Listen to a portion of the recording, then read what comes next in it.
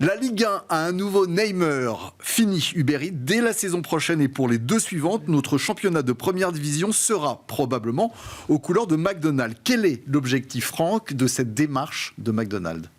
Pour McDonald's, évidemment, déjà, c'est de remplacer un concurrent quand même, parce que Uber Eats, qu'on le veuille ou non, ça fait partie quand même, dans ce monde-là, de la distribution à domicile, la distribution de nourriture à domicile. C'est quand même un concurrent, et en fait, eux, ils se disent, on est quand même la grande marque qui domine partout dans le monde, donc on doit absolument être à la tête de la Ligue 1. Je trouve ça plutôt normal en termes de compétition.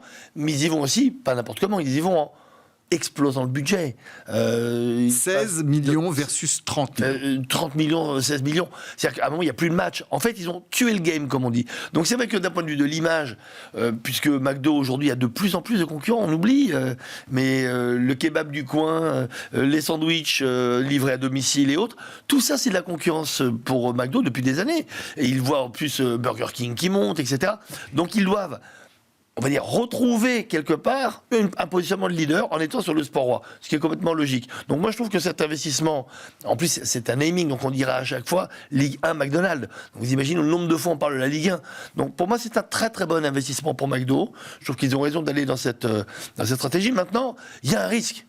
Le risque, c'est pour le PSG pendant quelques mois. Pourquoi ? Parce que s'il garde Mbappé ne pourra plus jouer. Pourquoi ? Rappelez-vous que Mbappé a fait quand même une menace auprès de la Fédération française de football pour qu'on retire toutes les marques associées à la malbouffe. Ce que je peux, moi, comprendre en tant que citoyen, je trouve que la démarche de Mbappé était très forte. Mais alors, si demain, la Ligue 1 s'appelle Ligue 1 McDo, que vont faire Mbappé et toutes celles et ceux qui jouent au foot et qui estiment que la malbouffe n'a rien à voir dans le sport ? Là, il y a un vrai sujet. Donc, ok, c'est super pour McDo, c'est super pour la Ligue 1, 30 millions.